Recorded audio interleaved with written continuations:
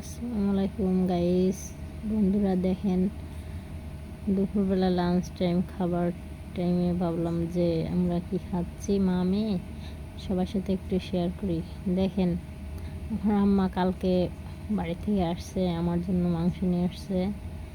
এই যে বাটি টিফিন বক্সে করে। এদিকে আমি বলতেছি যে এখন গরুর মাংস খাওয়ার ইচ্ছা করতেছে না, খাবো না। এদিকে আমার মা নিজে খাচ্ছে, তারপর আমার মা প্লেটে উঠাই দিছে।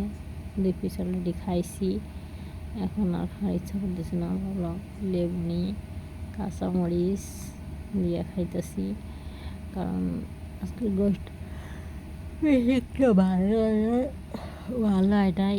কারণ আমার আম্মা কিছুদিন আগে আমার গ্যাসের সমস্যা ছিল, এখন আমার আম্মা আজকে তরকারিতে একেবারেই ঝাল দেয় নাই।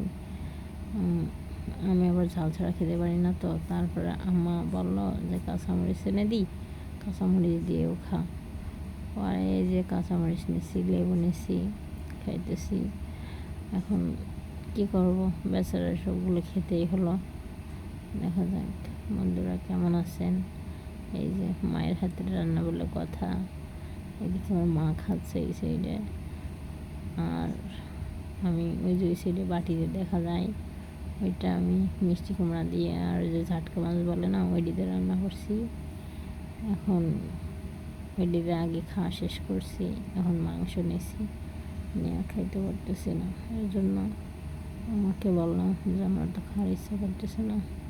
আমার বললো খাইয়ে শেষ কর আস্তে আস্তে, এখন কোথাও যাবি না, খা। দেখেন মাংসটা রান্না কত সুন্দর দেখা যাচ্ছে, কিন্তু আসলে মরিচ নেই, মরিচ ছাড়া কি খাওয়া যায়? একটু মরিচ আমার মা দেয় নাই।